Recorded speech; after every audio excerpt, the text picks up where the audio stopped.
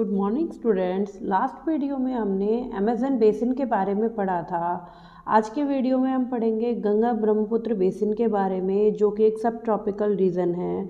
अगर इसकी लोकेशन की बात करते हैं तो Ganga Brahmaputra basin is one of the world largest river basin. It stretch from Punjab to west Assam in the east. Punjab से असम तक फैला हुआ है और इसका कुछ पार्ट बांग्लादेश में भी है। इसकी जो लैटिट्यूशनल वैल्यू है 22 degree north to 30 degree north latitude. The northern plains is about 2004 kilometre length and 150 to 300 kilometre widened. Ganga Brahmaputra का जो बेसिन का एरिया है उसकी लंबाई और चौड़ाई बहुत ज़्यादा है। उसके आसपास जो है बहुत बड़ी संख्या में प्लेन्स का एरिया है, जो कि गंगा और ब्रह्मपुत्र रिवर के थ्रू ही डेवलप हुआ है। अगर यहाँ के ड्रेनेज बेसिन की बात करते हैं तो ये पूरा एरिया जो है, नॉर्दर्न प्लेन्स का पूरा एरिया जो है वो ड्रेन्ड है गंगा ब्रह्मपुत्र रिवर और उसकी ट्रिब्यूटरीज से। घाघरा, सोन, यमुना, गंडक, कोसी, ये जो है गंगा के ट्रिब्यूटरीज हैं। लोहित, धनसिरी, दिबांग, ये ब्रह्मपुत्र की ट्रिब्यूटरीज है जिन्होंने हमारे नॉर्थ इंडिया के पूरे एरिया को कवर किया हुआ है। अब यहाँ का क्लाइमेट, इसका गंगा ब्रह्मपुत्र बेसिन का जो क्लाइमेट है वो मॉनसून टाइप क्लाइमेट है। It has hot summers and cold winter. Experience rainfall from the June to mid September. जून से सितंबर तक यहाँ बारिश होती है। यहाँ बहुत गर्मी भी होती है और साथ ही साथ बहुत सर्दी भी होती है। अगर हम यहाँ की सॉइल की बात करते हैं तो basin is drained by the Himalayan reverse. ये पूरा जो नॉर्दर्न एरिया है ये हिमालयन रिवर्स के थ्रू ड्रेन्ड है, यानी कि यहाँ से हिमालयन रिवर्स होकर गुजरती है, जिसकी वजह से यहाँ पर बहुत मोटी मोटी लेयर हैं एलुवियल सॉइल की, अ मोस्ट फर्टाइल सॉइल, जिसमें एग्रीकल्चर कर पाना बहुत ही इजी होता है।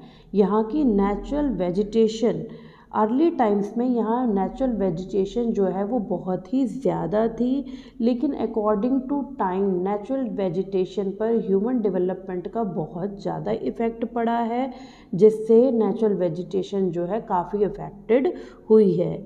इस रीजन में डेसिडियस फॉरेस्ट डेवलप होते हैं। टीक, साल, पीपल जो है बेसिकली यहाँ पर मिलते हैं और thick bamboo groves are common in the Brahmaputra basin. और मोटे मोटे जो बैम्बूज होते हैं वो यहाँ पर ब्रह्मपुत्र रिवर बेसिन में बहुत ही इजीली डेवलप होते हैं। वाइल्ड लाइफ, बहुत ही ज़्यादा संख्या में यहाँ पर वाइल्ड लाइफ जो है वो सर्वाइव करते हैं, जैसे आपका langurs, leopard, elephant, tigers, deers, monkeys etcetera are main animal who survive in this basin. The Sundarban are famous for Bengal tiger as well as crocodile and alligators. In Assam, one-horned rhinoceros is found. यानी कि इसका जितना भी drain area है Ganga Brahmaputra basin का जितना भी drain area है वहाँ कई तरह के जानवर जो हैं वो रहते हैं। अब फार्मिंग एंड एग्रीकल्चर एक्टिविटीज़, जैसे कि मैंने आपको बताया था कि ये जो एरिया है पूरी तरह से गंगा और ब्रह्मपुत्र की रिवर्स और उसकी ट्रिब्यूटरीज से ड्रेन्ड है। इसी वजह से यहाँ पर जो सॉइल है वो बहुत ही मोटी लेयर में चढ़ी हुई है और मोस्ट फर्टाइल सॉइल है, जिसमें हम लगभग हर तरह की फसल को जो है उगा सकते हैं। इसीलिए ये जो एरिया है वो बहुत ही ज़्यादा क्रॉप प्रोडक्शन के लिए जाना जाता है। मिनरल वेल्थ, एग्रीकल्चर के साथ साथ वहाँ पर बहुत सारे एरियाज़ ऐसे भी हैं जहाँ पर हमें मिनरल्स मिलते हैं, जैसे आपका बिहार, उड़ीसा और छत्तीसगढ़, झारखंड का एरिया है, जहाँ से हमें आयरन और मैग्नीज, मेका, कोल वगैरह जो है वो बहुत ही बड़ी क्वांटिटी में मिलते हैं। Transport and communication, level land होने की वजह से, फ्लैट लैंड एरिया होने की वजह से यहाँ पर ट्रांसपोर्टेशन और कम्युनिकेशन सिस्टम जो है वो बहुत ही अच्छा है। यहाँ से हर तरह का ट्रांसपोर्ट जो है वो यूज़ किया जाता है, चाहे वो लैंड हो, एयर हो या वाटर ट्रांसपोर्ट हो। इसके बाद बात करते हैं हम टूरिज्म की।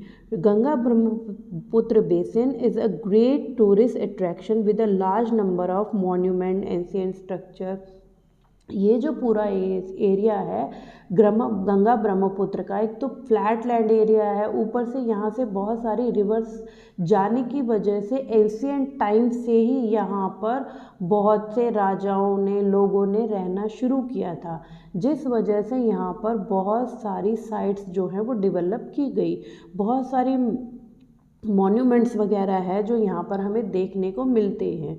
और गंगा जो है वो एक होली रिवर है, पूजनीय रिवर है, जिसकी लोग पूजा करते हैं। इस वजह से भी यहाँ पर बहुत से लोग जो हैं वो इस एरिया में आते जाते रहते हैं। अब बात करें पॉपुलेशन की, तो यहाँ पर फ्लैट लैंड एरिया होने की वजह से, दूसरा फर्टाइल लैंड होने की वजह से यहाँ पर बहुत ही ज़्यादा पॉपुलेशन जो है वो सरवाइव करती है।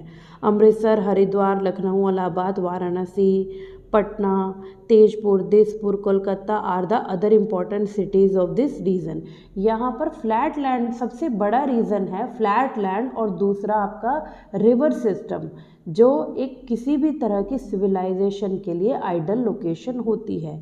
इसी वजह से यहाँ पर बहुत ज़्यादा आबादी होती है। अब है एनवायरमेंटल डिग्रेडेशन।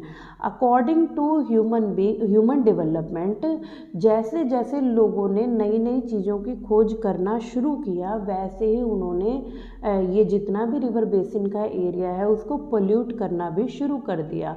अब हम कई बार क्या होता है, हम जाते हैं गंगा स्नान के लिए, उसके लिए, और अपने साथ बहुत सारे फूल सामग्री वगैरह लेकर जाते हैं और वो उसमें डाल देते हैं। तो इस तरह से हम क्या कर रहे हैं, ऑटोमेटिकली हम उन रिवर्स को गंदा कर रहे हैं। और ऐसा हम नहीं, बहुत से लोग हैं, बहुत सारी फैक्ट्री साइट्स है जो इन रिवर सिस्टम के आसपास डेवलप्ड है, जिनका जो वेस्ट होता है वो उस रिवर में जाता है और जितने भी एक्वेटिक एनिमल्स हैं उनको नुकसान पहुंचाता है। इसी को ख़त्म करने के लिए, ताकि लोग ज़्यादा उसको पोल्यूट ना करें, गवर्नमेंट के थ्रू एक गंगा एक्शन प्लान जो है वो चलाया गया है, जिसके थ्रू पूरी कोशिश ये की जाती है कि जो कोई भी रिवर जो है वो गंदी ना की जाए। बेसिकली जो गंगा रिवर है, जो हमारे लिए एक होली रिवर है, उसको पोल्यूटेड ना किया जाए। आई होप आपको ये चैप्टर समझ आया होगा। Now you read this chapter again. Thank you.